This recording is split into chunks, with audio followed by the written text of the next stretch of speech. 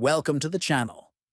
Today we are going to explore how to manage the comments board on the Trello mobile app.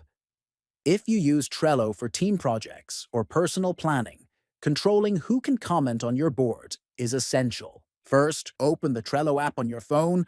Next, find the board you want to manage and open it. Then, look for the three dots located at the top. Right and tap on them. Next, tap on the three-dot menu at the top right. After that, scroll down until you see the commenting options.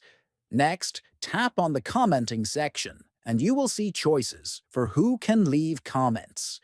You can choose to disable comments entirely, allow only board members to comment, or allow workspace members to comment. Finally, after making your selection, make sure to tap the Save button to apply the changes. This ensures your board permissions are updated immediately.